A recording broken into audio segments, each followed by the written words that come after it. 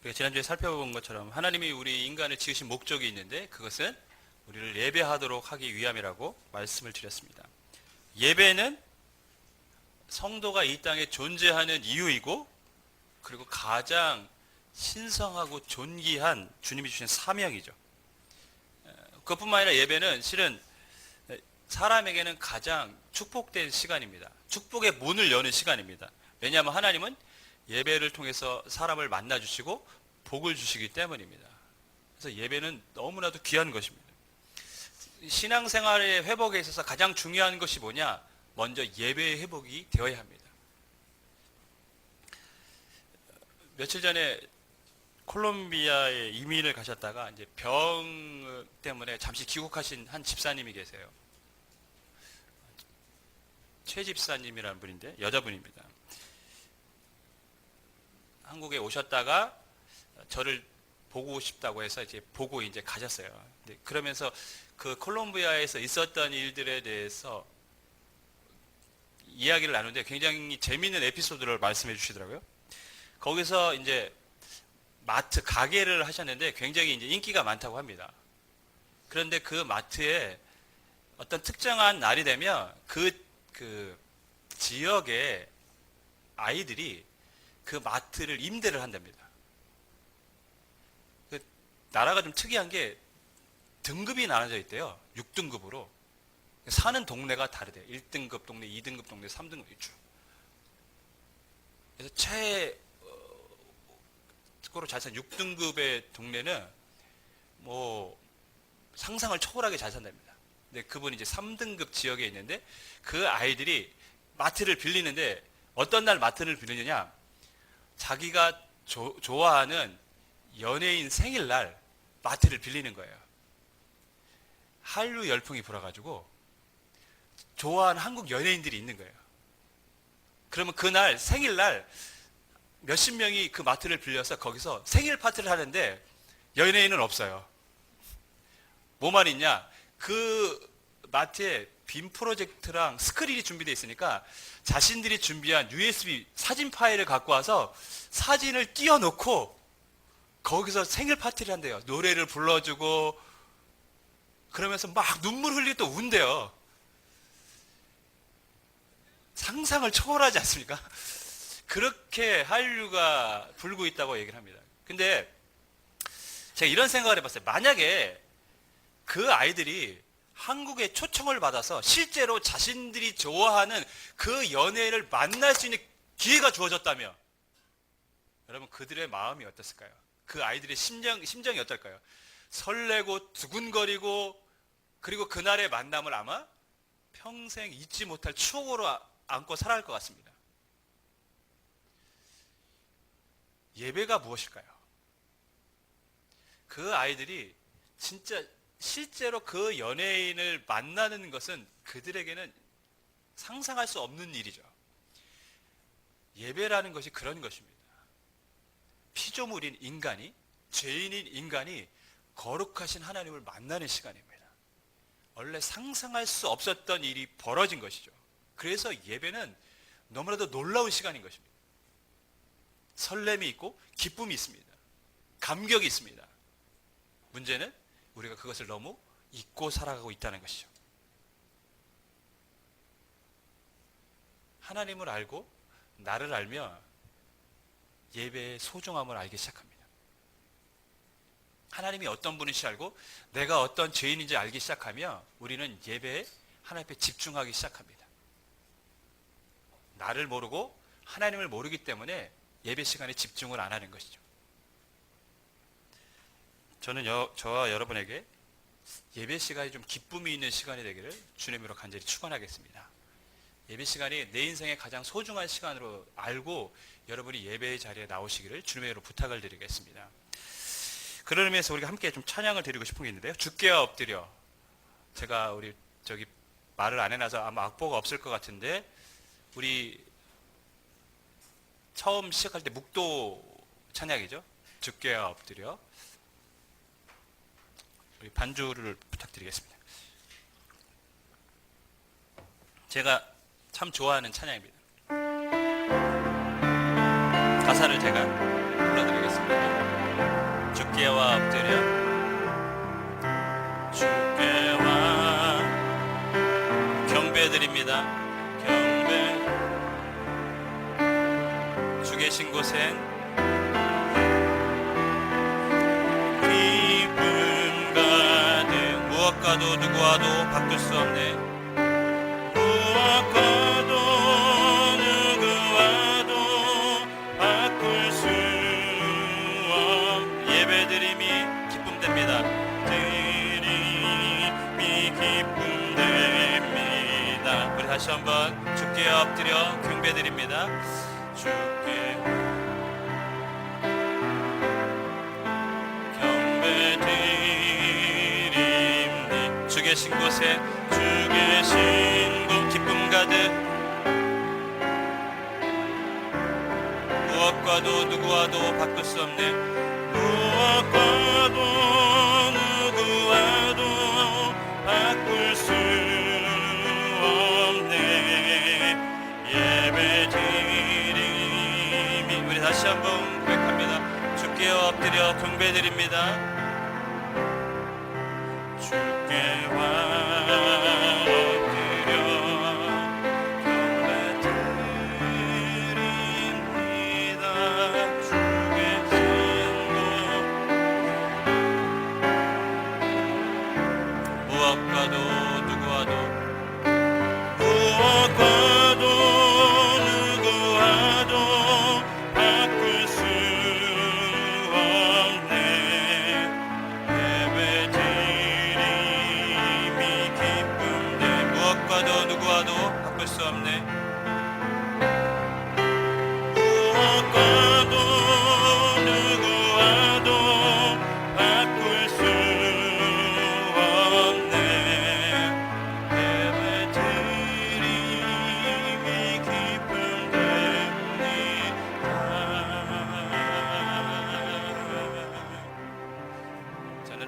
예배를 기쁨이라고 생각합니다. 그래서 우리 교회에 여러분 들어올 때 예배 시간을 안내하는 그 표지판 있고 그 밑에 뭐라고 써 있습니까? 관심 없으셨죠? 예배는 기쁨입니다라고 써 있습니다. 예배는 기쁨입니다. 우리가 하나님을 만날 수 있는 시간이기 때문에 예배는 기쁨인 것이죠. 참된 신앙생활은 그래서 바른 예배를 드릴 때 시작되는 것입니다.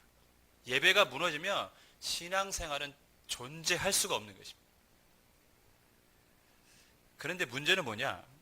오늘날 많은 현대 그리스도인들이 예배의 실패자로 살아가고 있다는 것입니다. 예배를 드리지만 하나님이 받지 않으시는 예배를 드리는 때가 많이 있습니다. 하나님이 예배를 받지 않으실 때가 있습니까? 있습니다. 받지 않을 정도가 아니라 하나님은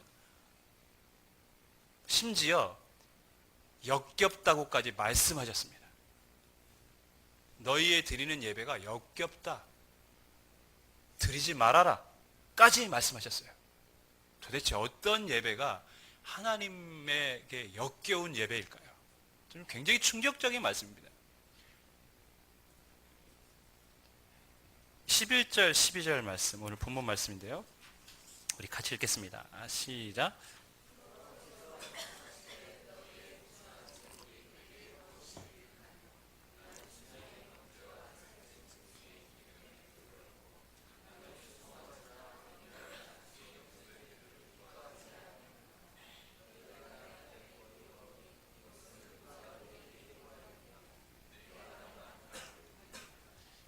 너희의 드리는 예배, 제물 관심 없다. 그리고 너희는 지금 마당만 밟을 뿐이다. 이런 얘기를 하셨어요. 이스라엘 백성들의 예배는 뜰 마당을 지나서 성소를 지나서 지성소로 나아가고 그 지성소에 하나님의 영광이 임하는 것입니다. 그럼 지금 마당만 밟았다는 것은 무슨 말입니까? 하나님의 임재하는 장소까지 나아가지 못했다는 것이고 하나님을 만나지 못했다는 것이죠.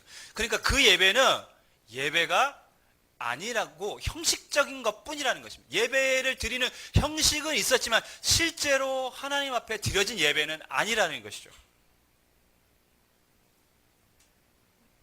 그러니까 너희의 드리는 예배가 아니고 내가 받지 않겠다는 말씀을 비유적으로 너희들은 마당만 밟고 돌아갔다. 이렇게 지금 하나님 표현하신 것입니다. 내 마당만 밟고 지나갔다. 우리식으로 표현하면 뭡니까? 앉고 있는 의자에 자국만 남기고 돌아가는 것이죠. 네. 앉고 있는 의자의 그 방석을 데피고 그냥 돌아가는 것. 하나님이 받지 않으시는 예배. 여러분, 무엇이 문제였을까요?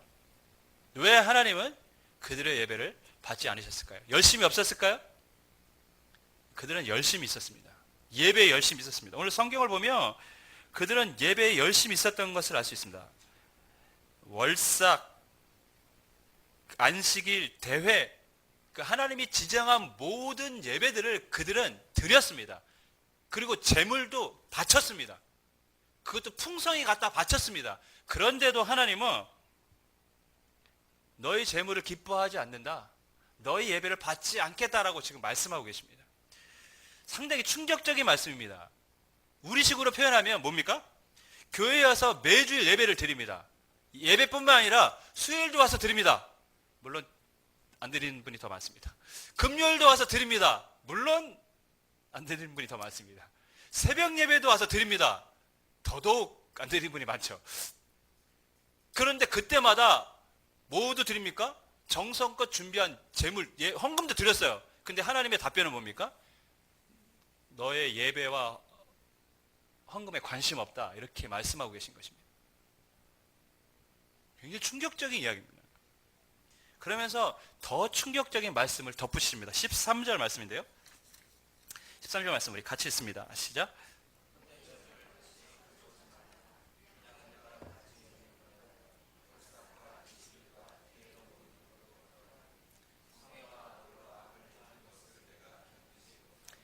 헛된 재물을 가져오지 말라라고 말씀하십니다. 헛된 재물, 그럼 재물에 문제가 있었던 것일까요? 이스라엘 백성들은 흠없는 재물을 하나님께 드려야 되는데 그들이 흠 있는 것을 드렸기 때문에 헛된 재물이라고 말씀하셨을까요? 실은 그렇지 않습니다. 재물에는 전혀 문제가 없었습니다. 그들은 아주 정성껏 선별된 것을 하나님께 드렸습니다. 그런데 하나님은 그 재물이 헛되다고 말씀하십니다. 여기서 말하는 헛된 재물은 재물 자체의 문제를 지적하는 것이 아니라 결국 그 재물은 하나님이 연락하지 않았기 때문에 그 재물은 헛되다는 것이죠. 아무리 좋은 것을 드렸지만 하나님 앞에 연락이 되지 않았다면 그것은 헛된 것뿐이라는 것입니다. 왜 하나님은 정성껏 드린 예배를, 제사를 받지 않으셨습니까? 그리고 심지어는 헛된 예배라고 말씀하시고 가증히 여기는 바다 라고까지 하셨습니다. 안 받으시는 정도가 아니라 내가 가증히 여긴다. 굉장히 충격적인 이야기죠. 그 이유가 무엇입니까? 성회와 아울러 악을 행하는 것을 내가 견디지 못하겠다. 예배를 드리지만 정성껏 준비한 제물을 갖고 때마다 예배를 드렸지만 뭡니까? 이스라엘 백성들의 삶은 여전히 범죄한 삶이었다는 것이죠. 삶은 전혀 하나님 백성답게 살아가지 않고 예배만 드렸다는 것입니다. 하나님은 그것을 두고 볼 수가 없다는 것이죠. 예배는 하나님의 백성으로서 해야 할 일입니다. 그죠? 그런데 그들의 삶은 전혀 하나님 백성답지 않았어요.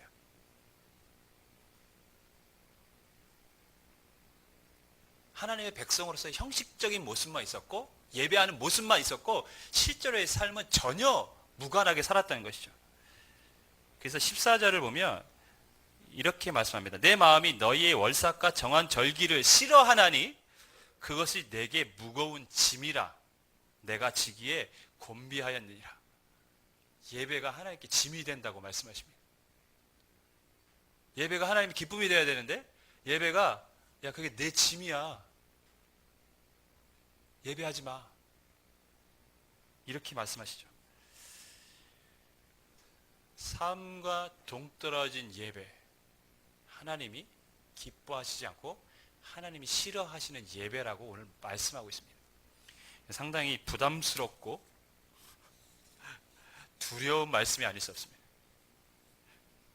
제가 아까 말씀드린 그 집사님 에피소드가 하나 더 있는데요. 사업을 시작하면서 굉장히 콜롬비아에서 유명한 이제 가게가 됐어요. 여행객들도 그 가게를 다 방문해요. 심지어 나라에서 유명한 우리나라의 전 대통령이 방문을 했는데 그 수행원들이 그 가게의 음식만을 먹었다고 합니다.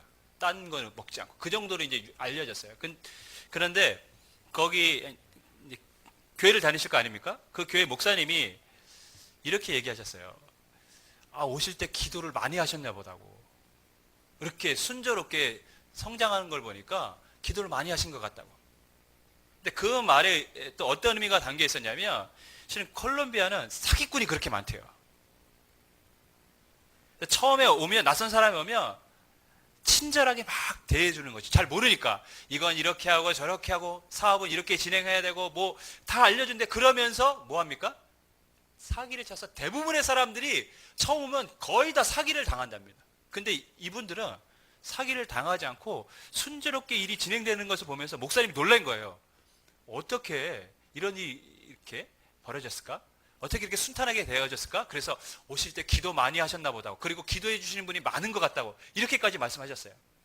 근데 정말 충격적인 이야기는 그 사기를 치시는 분이 그 교회 한국인 권사님이셨어요. 그분이 그렇게 사기를 치는 분으로 유명하다고.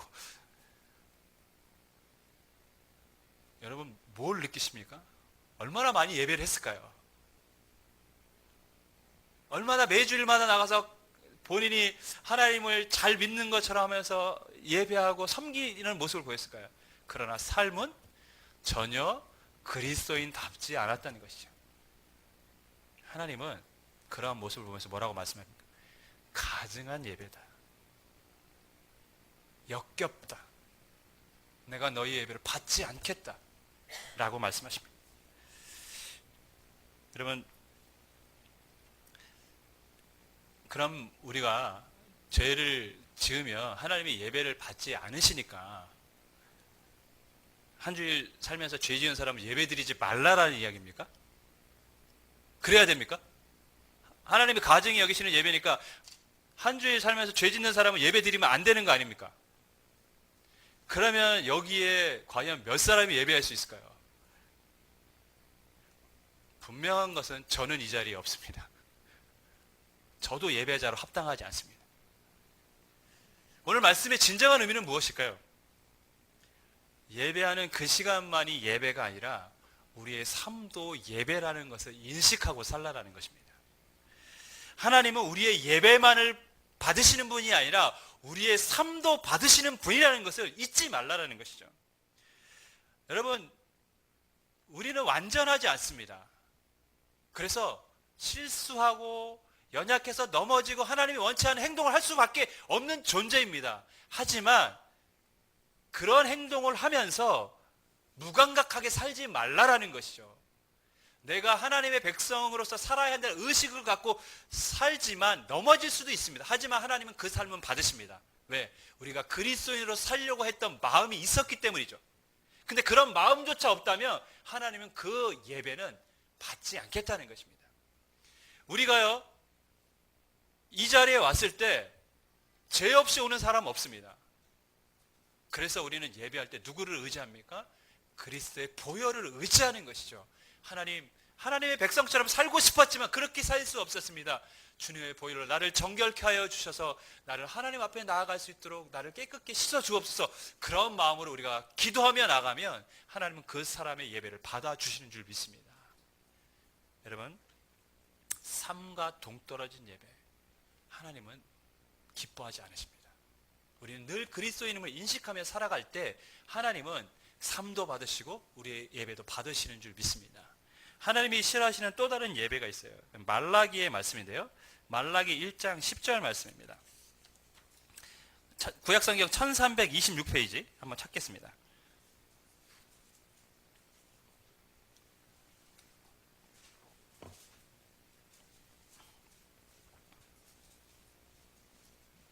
1장 10절 말씀, 구약성경 1326페이지, 구약성경 제일 마지막 성경입니다. 1장 10절 말씀을 우리 같이 읽습니다. 시작. 만군의 여호와 너희가 내 제단 위에 헛되이 불사르지 못하게 하기 위하여 너희 중에 성전문을 닫을 자가 있었으면 좋겠도다. 내가 너희를 기뻐하지 아니하며 너희가 손으로 드리는 것을 받지도 아니하리라. 거의 비슷한 말씀을 지금 하고 계십니다. 여기서도 헛되이 드렸다는, 그러니까 너희들의 예배는 지금 헛된 예배라고 말씀하시고, 아까는 가증히 여긴다고 말씀하시는데 이번에는 아예 예배하지 못하도록 뭐 하라고 말씀하십니까? 성전문을 좀 닫아라. 예배하지 못하도록. 여러분, 왜 하나님은 이스라엘 백성들, 말라기 시대, 선지자 시대에 이스라엘 백성들의 예배를 기뻐하지 않으실 뿐만 아니라 오히려 성전문을 닫으라고까지 말씀하셨을까요? 실은 그들에게는 이제 더 이상 예배가 기쁨이 아니라, 이스라엘 백성들에게 있어서 하나님 앞에 나아가는 게 기쁨이 아니라 의무고 형식이라고 느껴졌기 때문입니다. 예배의 실증이 났던 거예요. 처음부터 그러지는 않았습니다.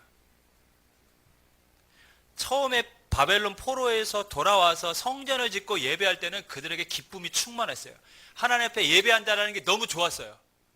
그래서 말씀을 듣는 그 시간에도 몇 시간 동안 서서 그 말씀을 듣고 사모하며 말씀을 들을 정도였고, 그 말씀을 듣고 삶의 변화도 나타났습니다. 그러나 문제는 뭡니까? 시간이 지날수록 사람은 변질된다는 것이죠. 사람의 마음이 변하기 시작했습니다. 아주 오래된 연인처럼, 그 노래의 가사처럼 습관적으로 예배하고 마음에 없는 찬양을 하고 기도를 하고 헌금을 하고 그랬던 것이죠. 그들은 그래서 예배가 실증나니까 나중에는 하나님 앞에 재물을 선별해서 흠없는 것을 드려야 되는데 귀찮은 거예요. 그리고 아까운 거예요. 그러니까 어떻게 합니까? 아무거나 손에 잡히는 거 그냥 드렸던 것이죠. 하나님 뭐라고 말씀하시냐면, 야, 너희 인간 총독에게 그거를 줘봐라. 그걸 받겠냐? 그건 무슨 말입니까? 사람에게 줘도 안 될 그런 모습으로 하나님께 재물을 드렸다는 것입니다. 그렇게 예의를 갖추지 않았다는 것이죠. 그들 안에는 무엇이 없었습니까? 하나님을 경외하고 경배하는 마음이 없었어요. 그래서 성전문을 닫으라고. 원래 예배란 여러분 무슨 뜻입니까? 구약 성경에서 예배란 하나님 앞에 엎드려 절한다는 의미입니다. 경배한다는 의미입니다. 그래서 우리가 예배라는 단어를 쓸 때 워십이라는 단어를 씁니다. 가치를 인정하며 존경을 표하는 게 워십입니다. 하나님의 가치를 인정하고 그분을 존경하는 게 예배예요. 신약성경에서는 프로스케네오라는 단어를 썼습니다. 이것도 윗사람을 높이고 섬기는 것입니다. 즉 예배라는 것 자체가 하나님을 경외하고 경배하는 행동인 거예요. 그런데 이스라엘 백성들에게 뭐가 없었습니까? 하나님을 경외하는 마음이 없었어요. 그냥 습관적으로 그 자리에 와서 하나님 앞에 예배하고 제물만 드리면 된다고 생각했기 때문에 아무거나 갖다 바친 것이죠. 그래서 하나님은 성전문을 닫으라고까지 말씀하셨습니다. 저는 오늘날 이 말라기 말씀은 현대교회 그리스도인들에게 주신 강력한 도전의 말씀이라고 생각합니다. 오늘날 한국교회 성도들이 매너리즘에 빠졌습니다. 습관적인 예배에 물들어 버렸습니다. 초심을 잃었어요. 하나님을 존중하는 마음이 사라져버리고 그냥 예배를 하면 된다라는 정도로 생각할 뿐만 아니라 실은 예배를 드리는 것이 마치 자기가 뭔가 하나님을 위해서 대단한 것을 하는 것처럼 오히려 반대의 생각을, 내가 하나님을 위해서 뭘 하는 거야 라고 착각을 하고 예배 자리에 참여하고 있습니다.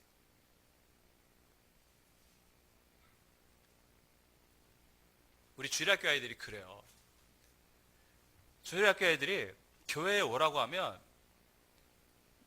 마치 이제 자신이 교회를 위해서 굉장히 선심을 써주는 것처럼 교회에 옵니다. 흔히 말해서 요즘 유명한 갑질을 합니다. 선물 안 주면 안 가요. 뭐 안 해주면 안 가요. 마음속에서 무슨 말이 나올 것 같습니까? 오지 마라. 이런 말이 여기까지 오지만 차마 믿음이 없기 때문에 그런 줄 알고 참습니다. 여러분, 과거에 우리 70년대, 80년대 우리 믿음의 선배님들은 정말 철저하게 하나님 앞에 예배하려고 노력했던 분들입니다. 그들은 어렵게 살았어요. 하지만 예배할 때만은 좋은 옷은 아니지만 깨끗한 옷을 입으려고 굉장히 노력했던 분들입니다. 옷이 뭐가 중요하냐라고 말할 수 있겠지만 그들의 의식 속에는 하나님을 만나는 소중한 자리이기 때문에 그래도 가장 깨끗한 것을 입겠다는 마음이 있었어요. 물론 시대가 달라졌습니다. 그래서 옷을 입는 형태도 달라졌어요. 그래서 어떤 교회는 목사님이 청바지 입고 티 입고 이렇게 설교를 하시는 분들도 있어요. 저도 그럴까요? 저는 제가 못할 것 같아요. 굉장히 유교적인 사고방식이 있나 봐요. 그러니까 무엇을 입고 예배를 드리느냐, 이건 정답은 없습니다. 하지만 하나님 앞에 예배하러 간다라는 그 인식만큼은 바뀌지 말아야 하는 것이죠. 그게 예배자의 모습입니다.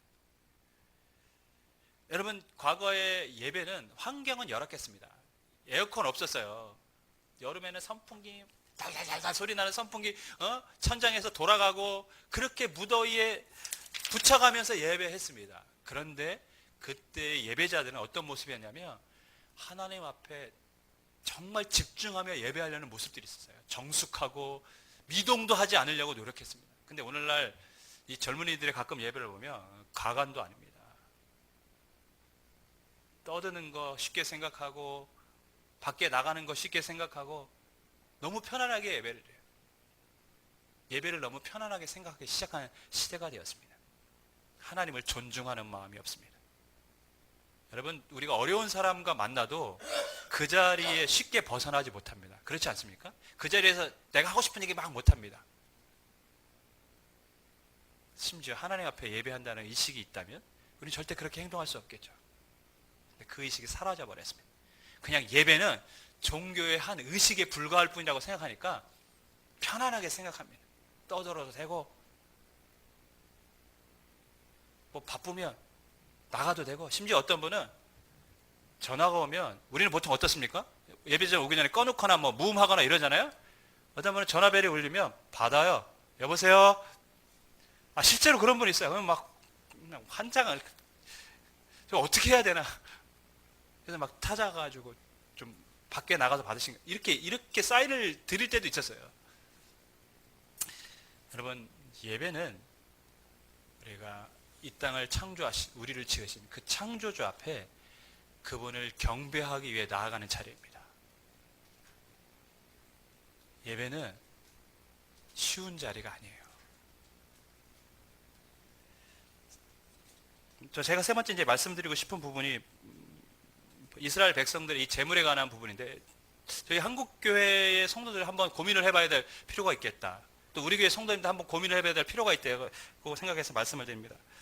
과거에 진짜 우리 믿음의 선배들은 많은 돈을 들여서 헌금을 한 건 아니지만 그들은 정성껏 드리려고 노력했어요. 그래서 은행에서 신권을 바꿔서 드리려고 했고, 어떤 분들은 그게 안 되면 정말 지폐를 다리 위로 데려서 드리는 분들도 있었습니다. 그게 외식이다, 형식이다 말할 수 있을지도 몰라요. 하지만 저는 그것보다는 그들의 중심은 하나님 앞에 좋은 것을 드리려고 했다는 것이죠. 저는 우리 교회 제가 헌금에 대한 부분 잘 이렇게 언급을 하지 않습니다. 왜냐하면 마음에 나와서 드리는 것이 진정한 헌금이라고 생각해요. 제가 헌금 강요 안 합니다. 또한 헌금 시간도 별도에 두지 않습니다. 자원하는 마음으로 드리는 것이 하나님 받으신다고 믿기 때문입니다. 하지만 한 번은 고민해야 될 필요가 있겠다고 생각해서 말씀을 드립니다. 바른 예배를 드리기 위해서 과연 우리는 어떠한 마음으로 하나님 앞에 헌금을 드려야 하는 것일까? 어쩌면 이스라엘 백성들이 아무렇지 않게 재물을 갖고 와서 하나님 앞에 드리지 우리가 그러한 마음으로 하나님 앞에 헌금을 하고 있지는 않을까? 그런 고민을 하게 됐습니다. 네, 근데요, 제가 보니까요, 교회 처음 오신 분이나 뒤늦게 오신 분들은 공통적인 특징이 있어요. 다 주일 헌금을 어떤 봉투에 다 넣어서 내세요. 제가 보니까 제가 우리 교회에만 그런 교육을 안 시켰던 것 같아요. 여러분, 예수님은 부자의 헌금보다 과부의 그 두 렙돈을 더 귀하게 여기신다고 말씀하셨습니다. 다시 말해서 많이 내는 것을 하나님이 중요하게 생각하시는 것이 아니라 우리가 하나님 앞에 헌금할 때 정성껏 준비한 헌금을 내는 것을 더 귀하게 받으신다고 말씀하십니다. 그래서 제가 헌금 봉투 사놨어요. 주일 헌금 봉투. 다음 주부터는 제가 많이 내라고 말씀드리는 거 아니면 오해하지 마세요. 여러분이 늘 하시던 만큼 헌금하시되 꼭 미리 준비해서 하나님 앞에 헌금하시기를 주님의 이름으로 부탁을 드리겠습니다. 그것이 바른 예배자의 모습이라고 생각하고 우리가 하나님을 존중히 여기는 예배자의 모습이 아닐까 그런 생각을 가져봅니다. 주안에 살아가는 여러분, 말라기 선지자 말씀 이후에 400년이 지난 이후에 예수님이 오셨습니다. 그리고 말라기 선지자 이후에 어떤 성경의 말씀도 기록되지 않았습니다. 다시 말하면 제가 이런 표현 자주 하죠. 말라기 선지자 시대에 성전문이 닫혔다면 400년이 지난 이후에 예수님이 오셔서 다시 성전문을 열고 계시고 이렇게 말씀하십니다. 하나님은 예배하는 자를 찾고 계신다고. 말라기 시대에는 하나님이 예배하지 말라고 문을 닫아 놓으셨다면 이제 예수 그리스도의 피로 구원받은 주의 백성들이 이제는 그 문을 열고 진정한 마음으로 주님을 예배하기를 하나님 원하고 계시고 그 예배자를 지금 찾고 계심을 주님 우리에게 알려주고 계십니다. 저와 여러분이 하나님이 찾으시는 예배자가 되기를 주님의 이름으로 간절히 부탁을 드리겠습니다. 누가 그런 예배자가 될 수 있습니까? 형식적으로 예배하는 사람이 아니라 하나님을 존중히 여기는 마음으로 예배하는 자입니다. 예배하는 그 순간만큼이라도 집중하시길 바라겠습니다. 그것뿐만 아니라 우리의 삶도 하나님 앞에 예배자로 살아가는 그 사람의 예배를 하나님이 기뻐하시며 받으시는 줄 믿습니다. 바라기는 저와 여러분이 하나님을 존중히 여기는 예배자로 또 삶도 하나님 앞에 드리는 예배자로 세워지기를 주님을 간절히 축원하겠습니다. 기도하겠습니다.